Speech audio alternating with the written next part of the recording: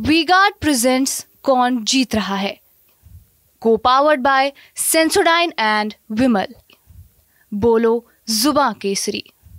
स्वागत है आप सभी का एक बार फिर से TV9 भारतवर्ष की इस हाईटेक बस पर। आज हमारे साथ एक और खास मेहमान है, एक और बड़ी हस्ती जो आजमगढ़ में इस वक्त चुनाव मैदान में है। मौजूदा सांसद बीजेपी के प्रत्याशी दिनेश लाल यादव उर्फ निरहुआ बस वाला। जी हाँ, निरहुआ रिक्शा वाला का तो आपने बहुत देखा है, लेकिन बस पर ऐसा इंटरव्यू इनका, इसीलिए हम आज इनको कह रहे हैं निरहुआ बस वाला। गलत तो नहीं कह रहे हैं? नहीं, बहुत अच्छा कह रहे हैं आप। और आजमगढ़ की धरती पे हम आपका स्वागत करते हैं, अभिनंदन करते हैं। और हमें भी बड़ी खुशी हुई कि आप आजमगढ़ आए हैं और आप दिखाएंगे हमारी जनता को कि मेरा आजमगढ़ कैसे चमक गया है, कैसे चमक रहा है। ये वो सड़कें हैं जिसको गढ़ गढ़ कह के सपा ने गढ़ा बना दिया था। 10 विधायक यहाँ आजमगढ़ ने सपा को दिए, पर वो 10 विधायक आजमगढ़ में अपने गांव की सड़क नहीं बना पाए। उनके गांव की सड़क भी 1.5 साल में हम ही लोग बनाए हैं और पूरे आजमगढ़ को देखिए ऐसा चमका दिया है। अच्छा, थोड़ा मुझे लगता है आप थके हुए थोड़ा बैठ जाते हैं, थोड़ा बैठ के बात कर लेते हैं इस बारे में, ताकि और अच्छे से बात होगी। आप क्योंकि जमीन से जुड़े कलाकार भी हैं और देख भी रहा है मैं जमीन से जुड़े नेता भी हैं। स्ट्रगल के समय की कोई याद है ऐसे बस पे छत पे बैठ के गए हो, कहीं कोई शूटिंग का ऑडिशन वगैरह देने कुछ करने? अरे बहुत बार ऐसा होता था कि हम लोग कहीं कार्यक्रम करने गए हैं। हाँ। और कार्यक्रम रात भर हुआ और पता चला कि सुबह पैसा ही नहीं मिला और घर से काफ़ी दूर है, अब घर पहुँचे कैसे।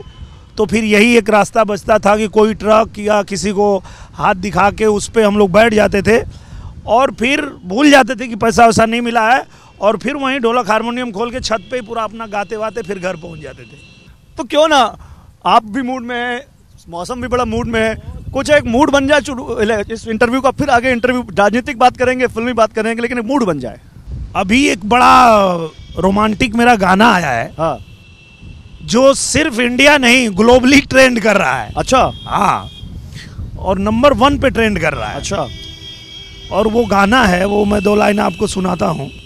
जान मारे जानो मरून कलर सड़िया, जान मारे जानो मरून कलर सड़िया। और चूंकि आजमगढ़ में मुबारकपुर है। हाँ। और यहाँ साड़ी बनती भी है। हाँ। साड़ी के लिए इसको जाना भी जाता है। जी जी जी। और पूरे वर्ल्ड में यहाँ की बनी हुई साड़ियाँ जाती है। हाँ। तो हम लोग अभी तो इस गाने के ट्रेंड होने के बाद हाँ। आजमगढ़ में ये भी हम लोग करने जा रहे हैं कि मुबारकपुर में ऐसी व्यवस्था हो। हाँ। कि वर्ल्ड में कहीं से भी कोई अगर मरून कलर साड़ी किसी को चाहिए तो ऑनलाइन ऑर्डर करे और हमारा यहाँ का जो बुनकर भाई है वो यहीं से उसको डिलीवरी कर दे, उसको भेज दे। आजमगढ़ में हम देख रहे हैं काफ़ी यहाँ पे दिख रही है जनता भी बड़ी वाइब्रेंट दिख रही है। आप वो जो छवि है एक निरहुआ रिक्शा वाला की, एक भोजपुरी स्टार की, वो छवि अभी भी आपके पीछे है या आप दिनेश लाल यादव उस छवि से आगे आ गए? नहीं, अभी भी वो छवि है, क्योंकि मैं एक दिन ऐसे ही जा रहा था आजमगढ़ में, तो एक रिक्शा वाला थे, वो बोले ए निरहुआ रिक्शा वाला यहाँ आओ यहाँ। तो हम गए, हम बोले जी प्रणाम बताइए। बोले अरे यार हम हूँ रिक्शा वाला, तू हूँ रिक्शा वाला। बोले लेकिन भाई तुमको मान गए। हम बोले क्या मान गए? बोले पहले आजमगढ़ की सड़कें ऐसी थी ना कि जब मैं यहाँ रिक्शा खींचता था तो पेट दर्द हो जाता था। अच्छा। लेकिन 1.5 साल में आजमगढ़ की सड़कों को तुमने ऐसा बना दिया है कि दम भी नहीं लगाना पड़ता, एक ही हाथ से एकदम फरफर रिक्शा चलता है। तो भाई मान गए कि एक गरीब का दर्द गरीब समझता है। मतलब रिक्शा वाला निरहुआ रिक्शे वाले से खूब खुश हैं? बहुत खुश है कि भाई इतनी अच्छी सड़कें बना दिया। हाँ। जिस आजमगढ़ को इसके पहले जो लोग यहाँ जीतते थे बोलते थे हमारा गढ़ है। हाँ। और इसको पूरा गढ़ ही बना दिए थे, पूरा गड्ढा ही गड्ढा सब रोड पे। हाँ। मतलब कहीं कुछ जगह तो लोग धान रोप देते थे सड़क पे कि क्या बात कर रहे हैं? हाँ, कि देखो भाई ये सड़क कहाँ है, धान रोपाई कर देते थे। उन सड़कों को भी हम लोगों ने चमका दिया 1.5 साल में। इसलिए रिक्शा वाला भी खुश है, बस वाला भी खुश है और आम जनता भी खुश है। नहीं, लेकिन आप पॉलिटिक्स में अब नए नहीं रह गए, आप हो गए ठीक ठाक पुराने। पहला प्यार क्या है निरहुआ रिक्शा वाला का, फिल्म या राजनीति? मुझे लगता है मेरा सबसे बड़ा प्रेम जो है वो मेरी जनता है, और मैं जो भी करता हूँ अपनी जनता के लिए करता हूँ। मैं राजनीति में आने के बाद अपनी फिल्में नहीं छोड़ा। मैं इसी आजमगढ़ में 1.5 साल में 8 फिल्में बनाया हूँ।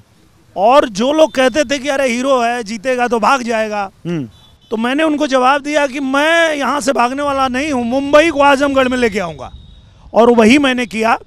आजमगढ़ में रह के मैं अपनी भी फिल्म बनाता हूँ, मेरे दोस्तों को भी यहाँ बुलाता हूँ। तो मेरी 8 बनी, बाकी लोगों की 22 फिल्में बन गई। अच्छा, आजमगढ़ में आपने 8 फिल्में बनाई आजमगढ़ में? मेरी 8 बनी। ओके। और कुल मिला के 22 फिल्में बनी ऑन रिकॉर्ड। तो आजमगढ़ में किसी भी फिल्म सिटी से ज्यादा फिल्में बनने लगी। और उसके बाद सबसे बड़ी जो बात है, जहां हम फिल्म बनाते हैं वहीं अपना ऑफिस लगाते हैं, वहीं कंप्यूटर लग जाता है। जनता आती है, फिल्म शूटिंग भी देखती है, और उनको सड़क चाहिए, उनको पुल चाहिए, उनको दवा के लिए पैसे चाहिए, क्या चाहिए, बोल रहे हैं आपको, उनको जो भी चाहिए वो भी हम वहीं टाइप करते हैं लेटर, और प्रधानमंत्री जी को, मुख्यमंत्री जी को, जिस विभाग को। मतलब फिल्म भी चल रही है, राजनीति भी चल रही है, दोनों एक साथ चलती क्या है, बात है। और इसीलिए हम लोग यहाँ सफल हो पाए। ये तो 4 जून की फिल्म क्या होगी दिनेश जी, हिट होगी फ्लॉप होगी? मुझे लगता है कि देखिए, बहुत पहले एक फिल्म आई थी नदिया के पार। अच्छा। और अब ये 24 में बन रही है 400 के पार। और ये 100% सुपर हिट होगी। कुछ लोग कह रहे हैं कि कहीं निरहुआ चलन लंदन ना हो जाए 4 जून। नहीं, ऐसा नहीं होगा, क्योंकि हम लोगों ने यहाँ धरातल पे रह के काम किया है। हाँ। और सबसे बड़ी बात आपको बताता हूं कि आजमगढ़ में जो लोग पहले हमारे पक्ष में नहीं थे वो भी आ गए, और उसका एक ही कारण है। अगर आपको धर्मेंद्र यादव मिलेंगे तो आप पूछिएगा। अच्छा, जरूर पूछेंगे। तो वो खुद ही बता देंगे कि हाँ, ये सही कारण है।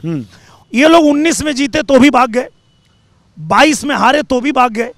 तो जो जनता इनके लिए लड़ती थी, हमारा विरोध करती थी, वो लोग भी मेरे साथ आ गए, क्योंकि 5 साल में यहाँ रहा तो उनका काम भी मैं ही कर रहा था। उनके जो सपोर्टर थे वो कभी अपने नेता को यहाँ नहीं पाए। धर्मेंद्र यादव 22 के बाद एक दिन आजमगढ़ नहीं दिखे, लेकिन कोई मेरे पास आया तो ना उसकी धर्म पूछी, ना जाति पूछी, ना पार्टी पूछा। नहीं, लेकिन वो कुछ और कहते हैं। आप कह रहे हैं कि उनके लोग भी आपको वोट देंगे। वो कह रहे हैं उपचुनाव में जीत गए क्योंकि प्रशासन ने जितवा दिया। वो आरोप लगाते हैं आपके ऊपर। उन लोगों को आरोप के अलावा कुछ आता भी तो नहीं है, कभी ईवीएम पे आरोप लगाएंगे। लेकिन हम कहते हैं कि विपक्ष ईवीएम का रोना रोते रह जाएंगे। हाँ। और हम भी बूथ पे जाएंगे, कमल का बटन दबाएंगे, 400 सीट जीतकर 24 में फिर मोदी ही आएंगे।